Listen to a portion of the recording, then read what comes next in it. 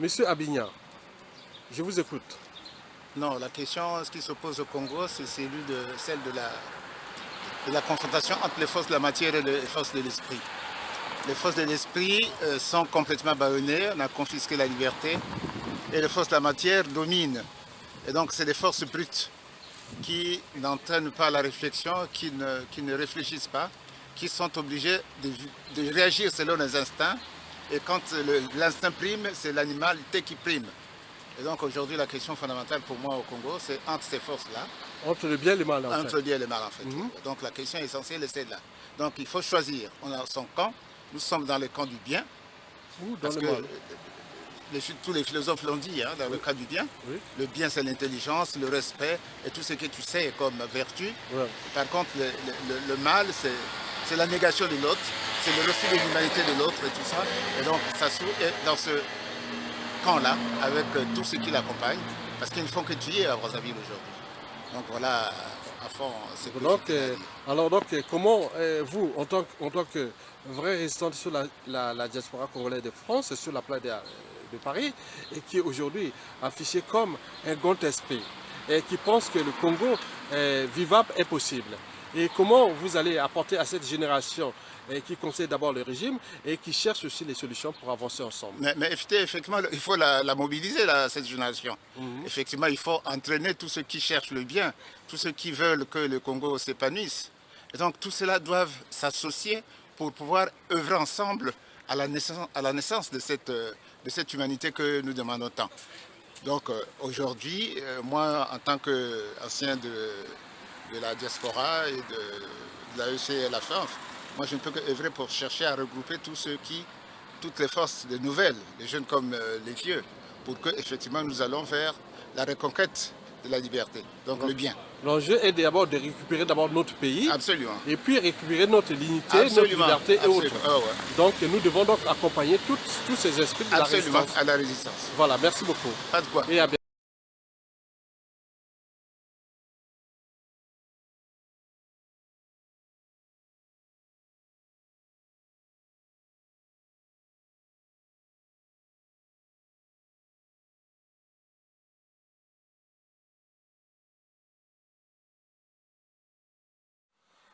Mesdames, Messieurs, peuple congolais, chers membres de la diaspora, je vous informe qu'à 64 ans, Emmanuel Oko, l'un des bourreaux du général Jean-Marie Michel Mokoko et du ministre André Okombi Salissa, prépare son exil en RDC. Et pourquoi? D'abord, quelle signification donner à l'expression avocat de l'État congolais? Ce n'est pas sorcier. L'expression avocat de l'État congolais sous la dictature de M. Denis Sassou Nguesso signifie tout simplement la défense des intérêts de la dictature, ou plutôt du dictateur et de ses donneurs d'ordre, la France-Afrique. Puisque depuis le coup d'État sanglant France-Afrique du 5 juin au 15 octobre 1997, qui avait déjà coûté la vie à plus de 30 000 Congolais, le Congo est devenu la propriété privée de M. Denis Sassou Nguesso, le dictateur. Et la France-Afrique, sa compagnie d'assurance.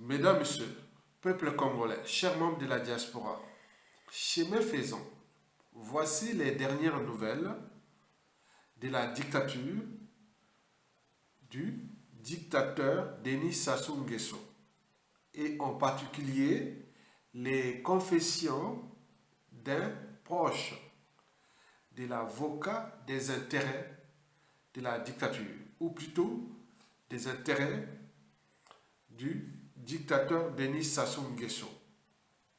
L'avocat Emmanuel Oko, l'un des bourreaux des dignes fils du Congo lors des procès staliniens et France-Afrique du général Jean-Marie Michel Moukoko et du ministre André Okombi Salissa en 2018.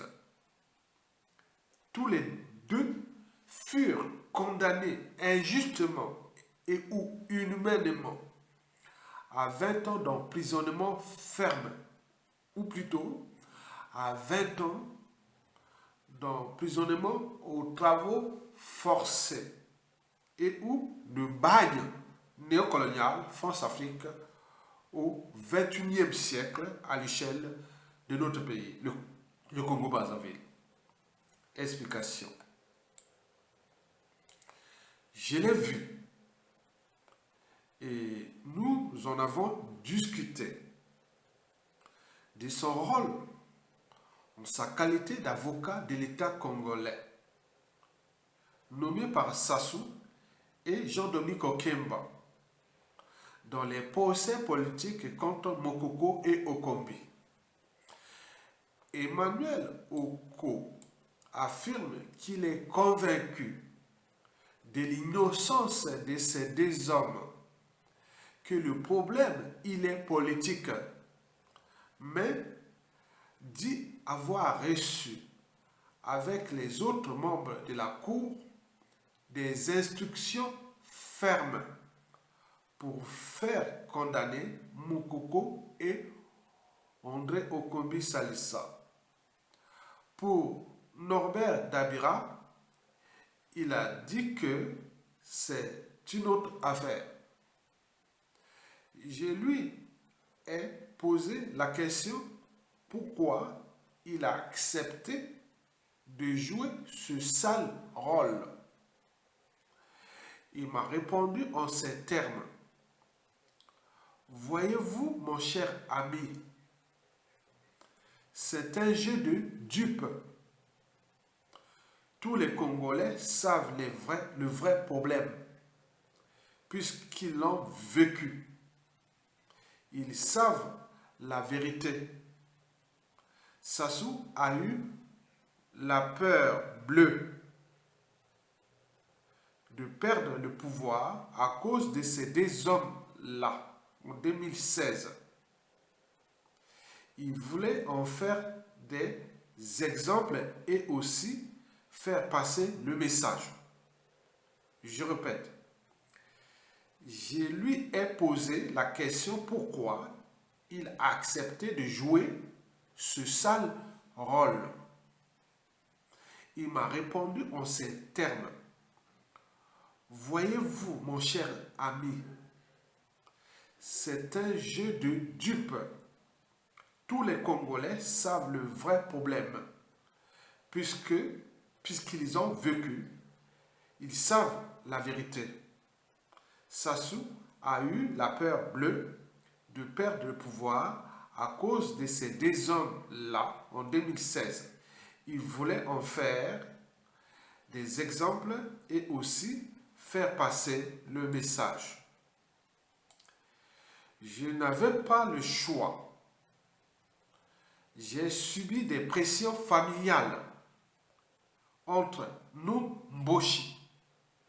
Les familles se connaissent. J'ai parfaitement conscience que le pouvoir actuel a mal géré le pays. Je ne vis pas dans un bunker pour ne pas savoir les responsabilités de Sassou et ses enfants dans la situation économique dramatique de ce pays. Question. Faire condamner des innocents, ça ne te pose pas un problème, mon cher Oko? Quand tu dors dans ton lit, dans tout ton confort, est-ce que tu penses à Mokoko et Okombi enfermés dans leur petite cellule. Il m'a répondu, bien sûr que oui. Ça me honte. J'ai eu même peur quand mon collègue Armand Oko est décédé. Okoko, excusez-moi, quand mon collègue Armand Okoko est décédé. Mais je suis pris dans un engrenage. Je sais qu'un jour, j'aurai à payer ce que j'ai fait aujourd'hui. J'ai 64 ans.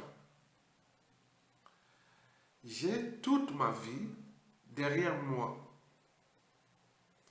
Pour le peu de temps qui me reste à vivre alors.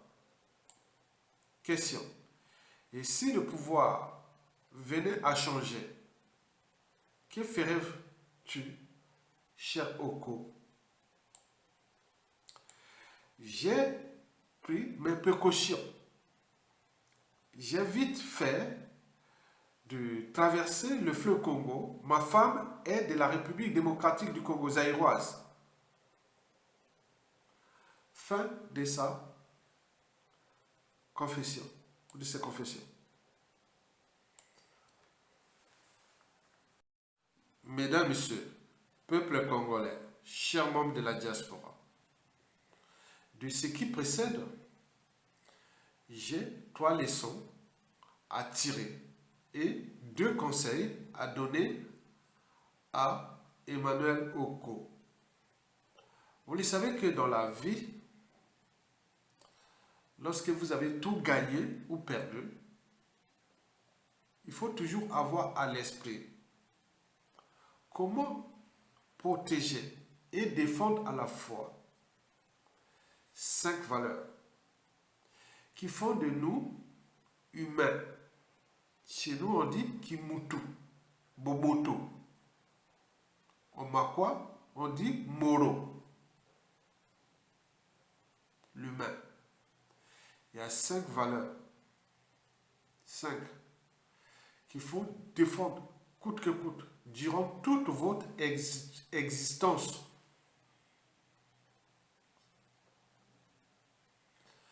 Parmi ces valeurs figure 1. La raison. 2. La liberté. Et celle des autres aussi. 3. La dignité. Et celle des autres aussi. 4. La conscience. Et celle des autres aussi. Et enfin 5. L'empathie.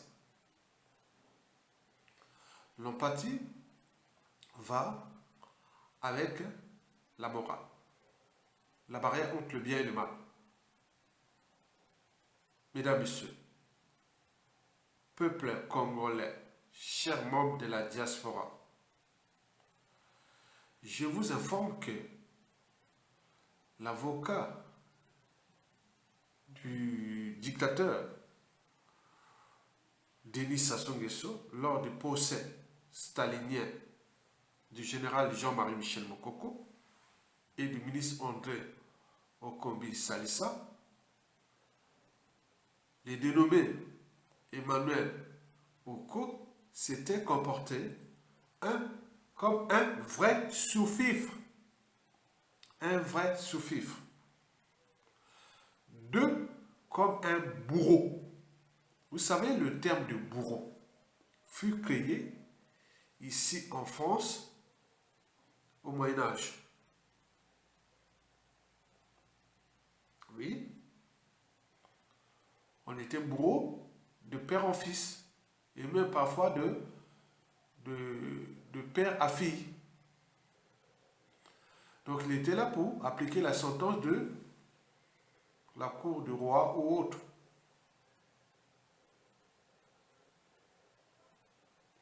Vous le savez que parmi les caractéristiques sombres du Moyen-Âge européen, et en particulier ici en France, je peux vous en citer déjà quatre caractéristiques sombres du Moyen-Âge que nous vivions au Congo. Nous sommes encore au Moyen-Âge au niveau des mentalités, habitudes et comportements, de l'Eurocratie, du Sassoland et de ses sous-fifs et tout ça. Ils sont dans leur tête, ils sont encore au Moyen-Âge européen. C'est vrai parce qu'ils ont des portables, ils savent lire et autres, écrire et autres. Non, non, c'est pas, ils sont encore au Moyen-Âge. Parmi les caractéristiques du Moyen-Âge européen, du 11e siècle, disons du 11e siècle au 13e siècle, figurait un, la paresse intellectuelle. Ben oui, je vais vous en parler pourquoi. Les notions les plus insignifiantes de l'humanité, nous les mettrons dans les programmes de formation de nos prochains juristes à la faculté de droit au Congo-Brazzaville après Sassou Nguesso. Parmi ces caractéristiques du Moyen-Âge figurait la paresse intellectuelle. 2. La sorcellerie. Vous savez qu'on tuait des gens par empoisonnement et on brûlait les sorciers ici en Europe, en France.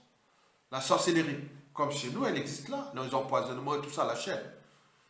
Ça, c'est les caractéristiques sombres du Moyen-Âge européen. 3. L'Inquisition. Ben oui. Emmanuel Oko a fait là quelque part l'inquisition judiciaire.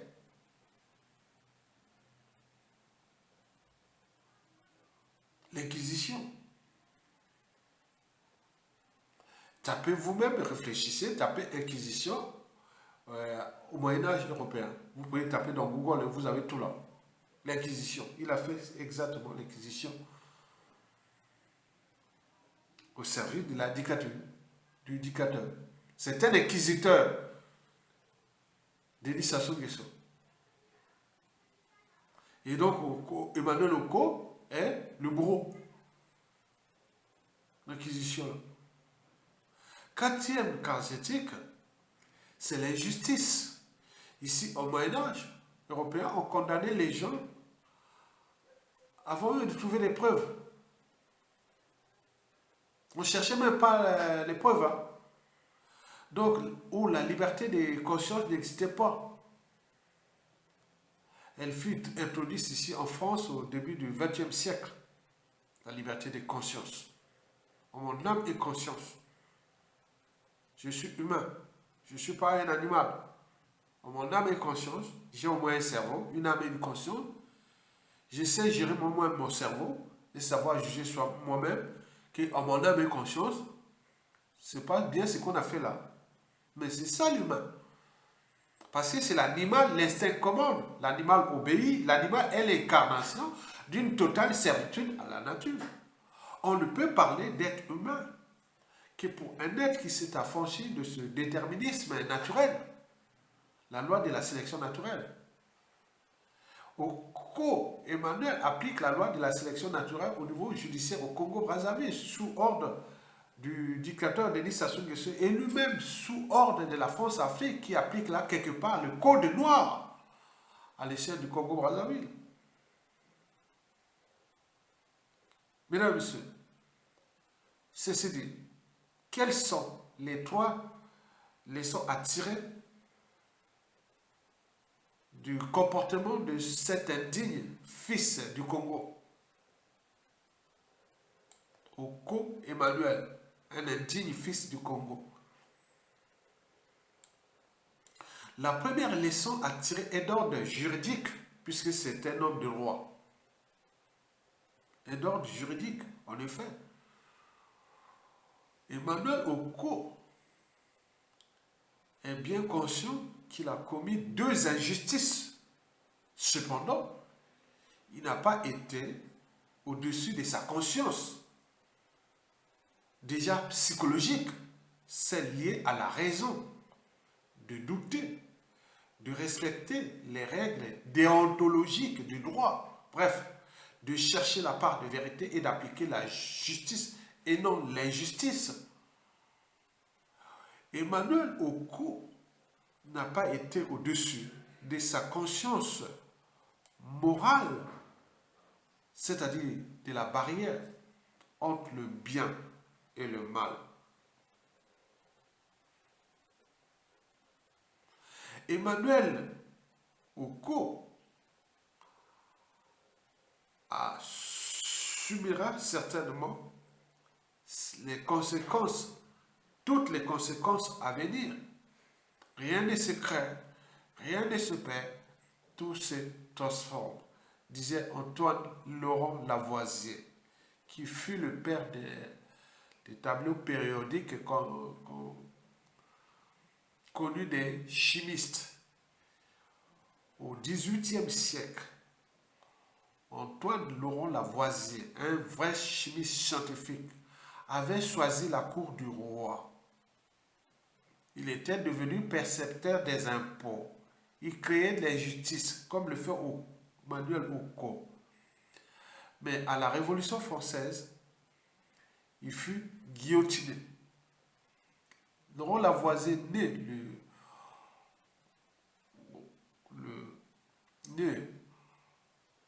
au XVIIIe siècle, bien entendu, exactement en 1745, il fut guillotiné ici à Paris, à côté, à la place de la Concorde, en 1795, pendant la Révolution française. Et pourtant, c'était un vrai savant. Mais, ici, en termes de droit et la morale, on ne pardonne pas ces gens-là. Donc, vous avez créé de l'injustice, vous recevrez de l'injustice, point barre.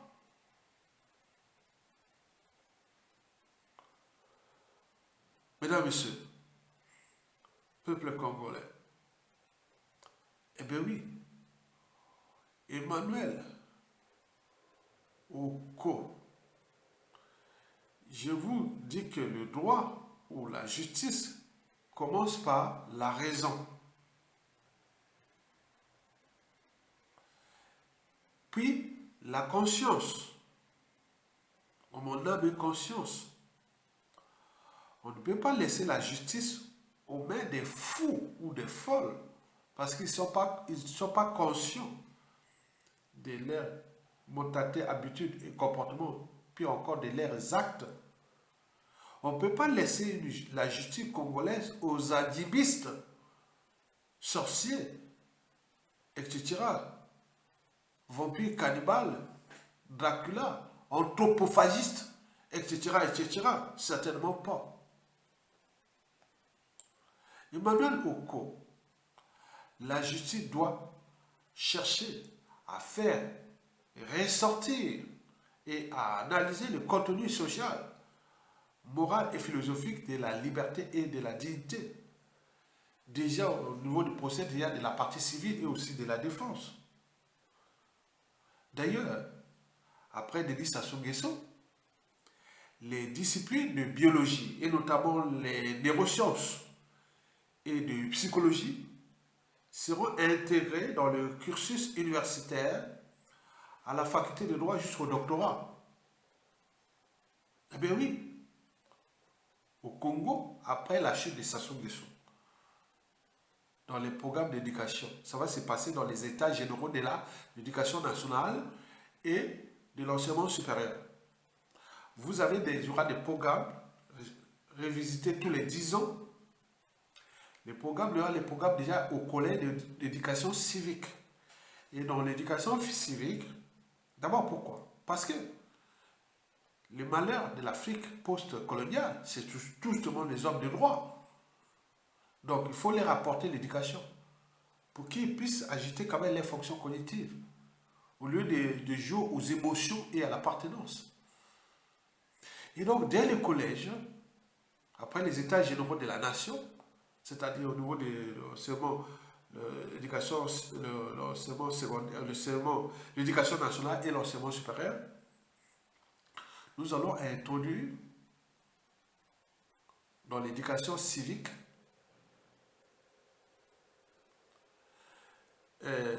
les notions les plus insignifiantes de la raison.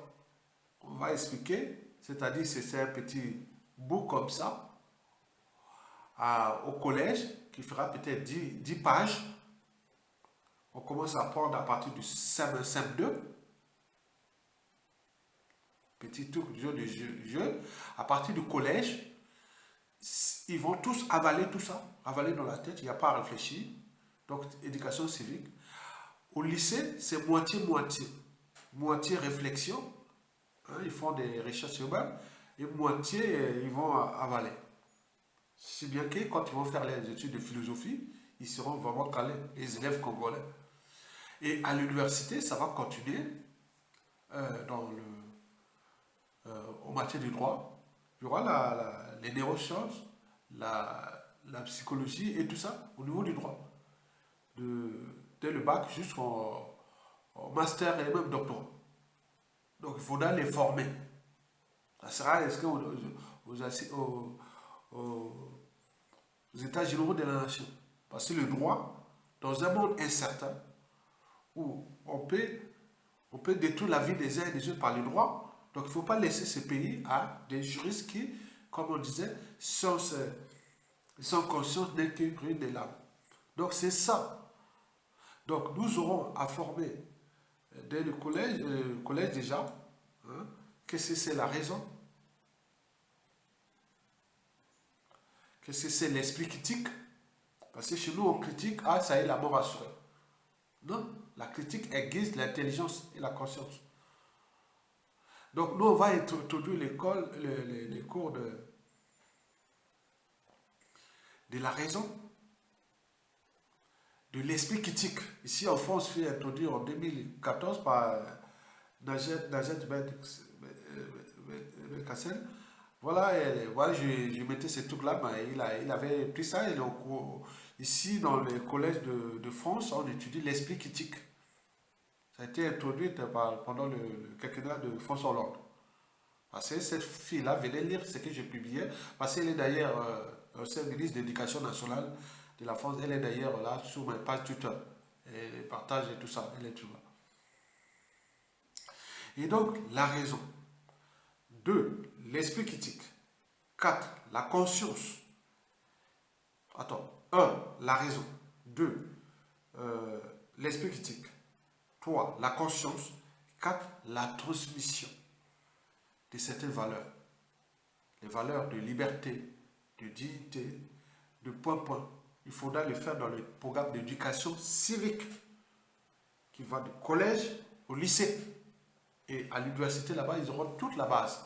Et donc, ce programme-là qui va intégrer la raison, l'esprit critique, et il y aura tout, ils vont passer les intervenants, tous ces gens-là, qui touchent la biologie, les neurosciences, le cerveau.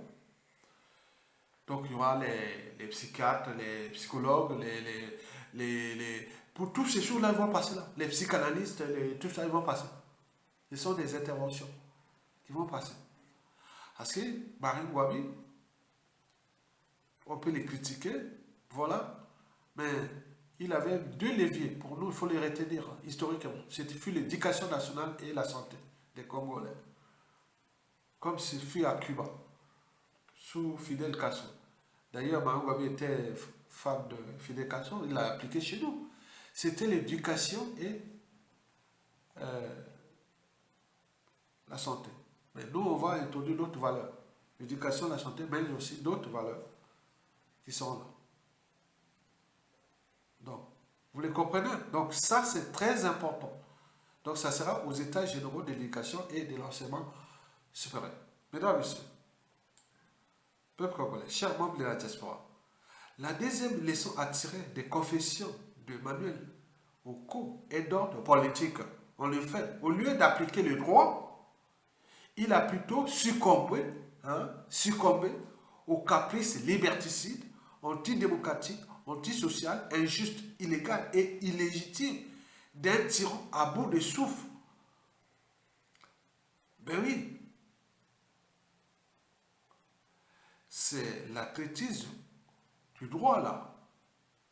Vous le savez que la traîtrise, c'est pas toujours au mollet des singes. Mesdames, Messieurs, peuple congolais. La troisième et la dernière leçon à tirer des confessions d'Emmanuel Oko est d'ordre culturel. Et voilà, l'appartenance tribale Boshi au-dessus de la raison, de la conscience et du droit. Eh bien oui,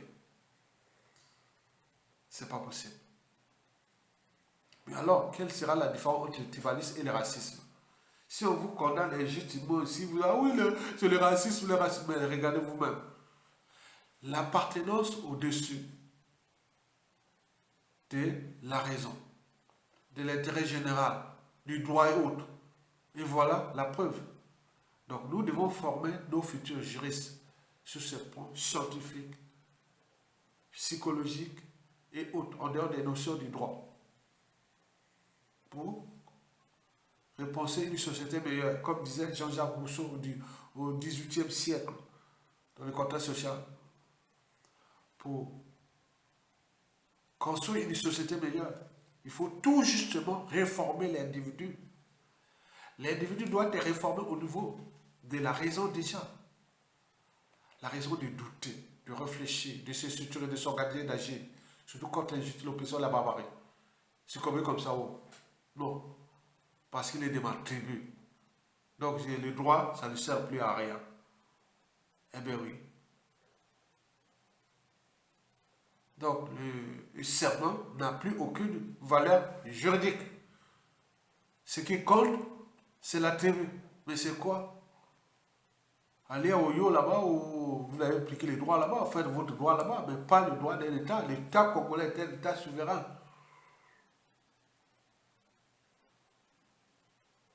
Mesdames et messieurs, peuple congolais, pour terminer,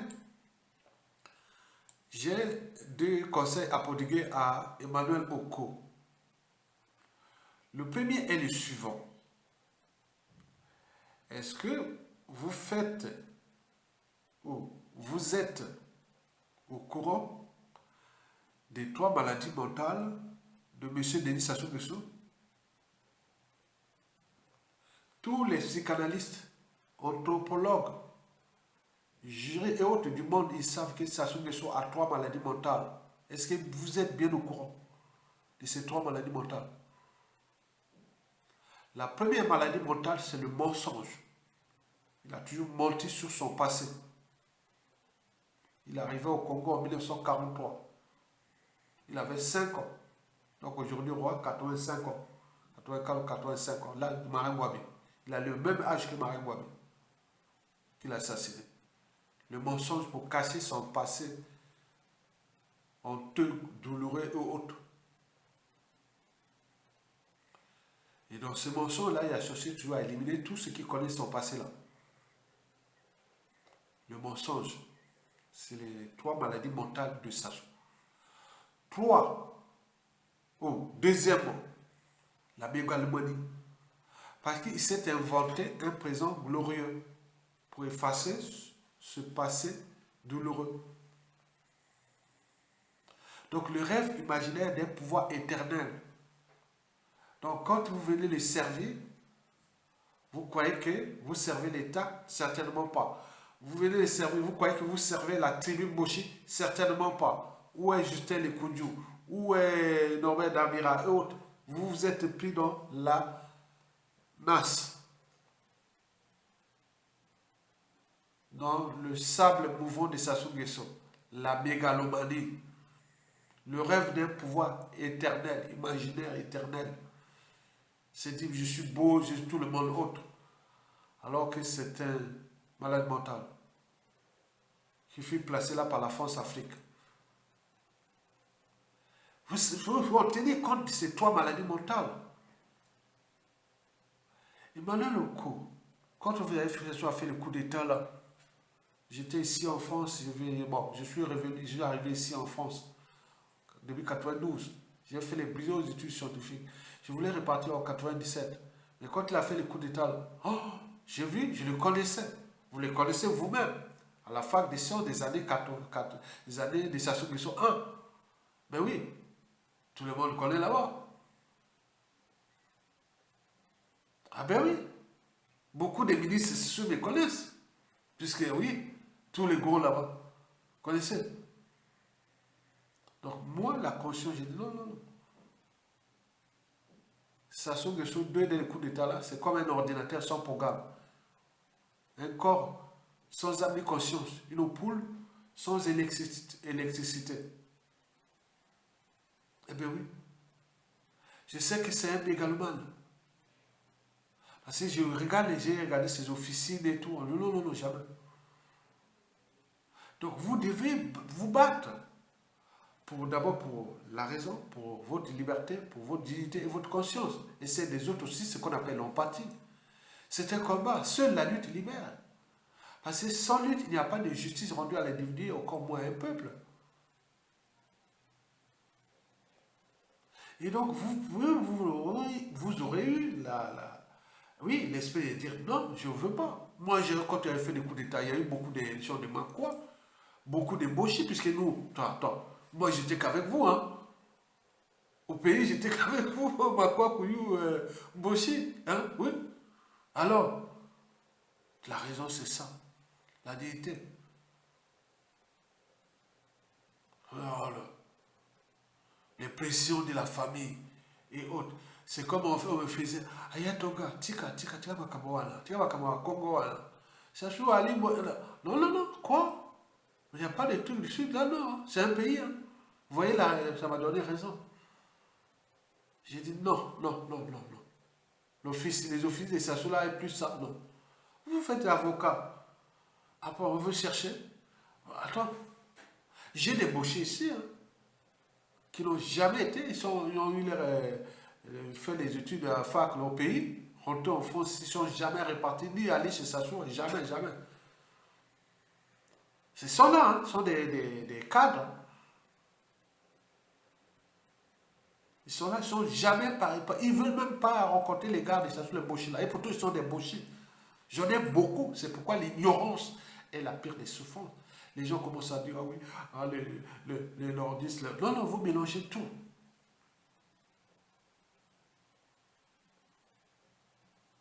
Les trois maladies mentales de Sassou Nguesso, il faut en prendre conscience. Le mensonge pour casser son passé. La mégalomanie pour bouiller les gens, se faire imaginer des pouvoirs éternels, il est beau, il est ceci, alors que c'est un criminel. La troisième de ces maladies mentales, c'est le cynisme. Le cynisme, pourquoi? Déjà pour son Dixit, que tout le monde connaît. Je partirai, je ne laisserai jamais les témoins de mes crimes. Donc vous êtes en danger. Comme les autres qui sont passés par là. Le cynisme pour se venger de ceux qui cherchent à les ramener à la raison même d'État, à l'intérêt général, bref, à la société et à la civilisation. Et là, rien du tout. Je suis sûr et certain, si vous étiez un individu de 10 ans après la chute de Sassou là, vous revenez en tant que juriste, vous serez un autre juriste. Parce que vous aurez compris les notions les plus insignifiantes de la raison, de l'esprit critique, de la conscience et de la transmission des valeurs, de la liberté, de la dignité, du droit, de la morale et autres qui seront expliquées aux futurs élèves et étudiants du Congo de demain après la chute de Sassou Nguesso, après les états généraux de l'éducation nationale et de l'enseignement supérieur. Mesdames, Messieurs, peuple congolais, ben oui, les trois maladies mentales de Denis Sassou Nguesso, je partirai, je ne laisserai jamais les témoins de mes crimes. Ou c'est tout, Justin le Koudjou, et pourtant Boshi comme vous. Donc faites attention. Le premier conseil là est là. Faites attention. Vous risquerez de partir dans la mort silencieuse, la paix. Et faites attention à vos fréquentations avec ceci. Dès que vous avez parlé là, vous avez fait ce témoignage là, il est déjà grillé. Donc votre vie est en danger. Donc faites attention à là où vous allez manger, à la femme et autres, vous allez. Donc vous êtes là. Voilà. Ça souvient partition les témoins de ces crimes. Et donc là, tant pis pour vous. Mesdames, Messieurs, peuple congolais, chers membres de la diaspora, le deuxième et dernier conseil à prodiguer à Emmanuel Oko est de l'aider à prendre des précautions. Ben oui. Déjà, il a écrit ceci. Mort de rire. J'ai vite fait de traverser le fleuve au moment de la chute du dictateur Denis Sassou Nguesso. Ma femme est de la RDC, vous allez voir. C'est une erreur grave. Souvenez-vous des relations géopolitiques ou des relations diplomatiques entre les deux Congos depuis les années 60 jusqu'à nos jours. Il y a eu des services zaïrois qui ont éliminé des gens dans notre pays. Et nous aussi, on a fait inversement. Hein? Des deux rives du feu Congo. En plus, vous avez des Zaïrois. Eh bien oui. Les Zaïrois aiment le Congo. Hein? Ils aiment ça. Hein? Vous savez que les coups bas d'un État, la raison d'État, beaucoup de choses, on ne sait pas. Hein? Donc ce sera une erreur de traverser le fleuve. Je vous demanderai de rester sur place. Au Congo, par exemple, au moment où si ça se tombe et vous êtes encore vivant, restez sur place. Répondez pour penser à vos enfants, petits-enfants. Eh bien, parce que le Congo qui va arriver là va changer. Donc, restez sur place au lieu de fouiller. Passez 5 ans de prison ou 10 ans de prison, après, peut-être qu'il va tomber, vous aurez ton âge, vous allez passer, vous avez 64 ans, vous allez passer 15 ans de prison, bon, ben, vous sortirez à 95 ans à peu près, bon, ça va. 15 ans ou 20 ans, c'est bon. C'est pas... Les autres sont passés là, injustement. Donc, il ne faut pas fuir. Ou plutôt, je vous donnerai les conseils de venir ici en France. Parce que la France est le donneur d'ordre de cette injustice. Donc, la France, la justice française, les policiers français, l'État français pourra vous protéger. Quoique la grande diaspora congolaise du Congo est ici en France, avec les pressions diplomatiques, économiques et autres, parce qu'à la presse Sassou Nguesso, nous serons certainement en tension avec la France, en termes de relations diplomatiques, économiques, militaires et tout. Donc ça sera des chantages sur chantage. Vous voyez ce qui se passe au Mali. Nous, on ne lâchera pas la France par rapport à ce qu'il nous a fait de mal depuis 1997 à nous. On ne lâchera pas. Vous savez qu'après le génocide rwandais, on a laissé libre cours à Kagame de faire ce bordel dans toute l'Afrique. Mais nous aussi, peut-être la France disait, ah oui, mais après le Rwanda, c'est le Congo qui a subi les génocides de la France-Afrique. Et donc, il y aura des mesures compensatoires. Et donc, vous serez punis. Vous avez prisé les autres des passeports, visa. Quoi que vous avez le monopole de ça, vous allez foutre où? Attention, c'est dangereux. Hein? C'est dangereux. Donc, restez au pays pour ceux qui ont fait du mal aux autres. Vous pouvez aller en prison s'il n'y a pas de problème. Ou si ceux qui ont volé les biens qui ont vous ravi, confiscation. Mais ne fouillez pas l'étranger. Parce que, attendez, cette génération-là, ce n'est plus les gens nord, sud, est, ouest, non. Ce sont des Congolais, des patriotes. Et les règles seront établies au terme d'éducation, d'enseignement supérieur, au terme d'éducation populaire et autres pour montrer au peuple que voilà, les anciens bourreaux sont devenus aujourd'hui des victimes. Mais pas dans le sens que ça soit fait, mais c'est dans le sens du droit, de la morale et de l'intérêt général. Donc vous avez compris. Donc venez pas jouer au lâche et chercher à fuir. Non. Pensez à vos enfants, petits-enfants. Parce que les autres ont fait la cartographie. Hein? Tous ces bourreaux-là qui resteront en vie après ça. Donc vous, monsieur Oko Emmanuel, c'est des enfants. Oui, il y a toute une liste au niveau de nos renseignements intérieurs, tout ça, qui sont des enfants de surtout, attention. Hein? Le problème administratif, problème fonction publique, problème... Non. Et surtout que les règles de la fonction publique vont changer. Pour rentrer à la fonction publique du Congo demain, il faudra passer le concours en fonction des grades, que ce soit du planton jusqu'à en fait des concours adaptés, au moins de montrer qu'ils réfléchissent. Ce sera une sélection par quota de fonctionnaires. Ce sera les tribus et autres, et aussi d'autres. Vous ne rentrerez plus comme ça. Non, ce sera le concours d'entrée à la fonction publique, aux administrations locales. Ce sera comme ça. Donc on va gérer ça. Comme ça.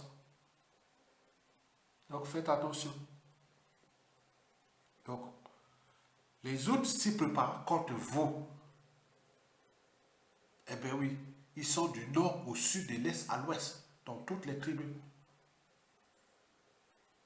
Eh bien oui. Vous partez des Vili là-bas, au Yombe. Ils vous regardent, vous là. Les Bassangi, les Vumbu, les Kouni, ils vous regardent. Les Bayaka, les Tekilale, ils vous regardent. Les Dodo, les Kamba, les bébés, ils vous regardent. Les Soudi, les Zangala, les Lari, les Congo, ils vous regardent. Les Bakukuya, ah ben oui. Les Bangoulou aussi. Les Teke Alima, ils vous regardent. Les Moy, pour ne citer que cela. Les Boshi aussi, eh ben oui. Ils sont là, ils sont conscients que oui, nous avions encore des gens au nord, comme les Yatoka et autres qui sont d'intérêt général. Donc il faut dégager sa soupe sur cette racaille-là. La cuvette ne tombera pas. Vous avez les Boshi, les Kouyou, les Marquois. Les Garés, les Betty. N'oublions pas les Likuba,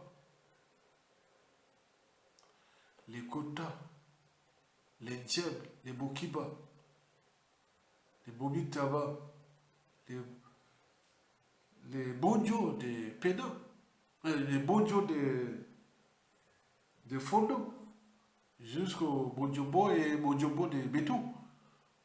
Tous ils vous regardent. Ah ben oui, le Congo est debout, restera debout. Vous avez tout compris. À bientôt. Merci. Likez et partagez. Vive le peuple congolais. Tokolonga. Tous ces gens-là vont être punis. Donc cette génération-là, ce n'est plus la génération de laver les mains. On doit appliquer que le droit. Mais ceux qui vont passer dans l'ombre, les services secrets, les règlements de compte, ça, je ne sais pas. Ça dépend des régimes, du pouvoir qui sera en place. Parce que vous avez fait ce mal-là. Vous avez traqué les autres ici. Vous avez cherché à tuer, à tirer sur les balles. Non, c'est du sabotage. Vous avez fait du mal ici, à l'étranger. Combien de fois au pays? Mais les autres n'ont pas oublié ça. Donc prenez conscience du danger. Donc nous sommes là à vous conseiller. Restez au pays après la chute des Sachou. Déjà pour ne pas mourir comme un lâche. Et deux, pour protéger vos enfants, petits-enfants. Et non, je ne suis pas, voilà, fuir, non, c'est pas ça. Vous pouvez rester là. Ok? Et toi, il faut payer la rançon de la gloire et aussi, voilà. À bientôt.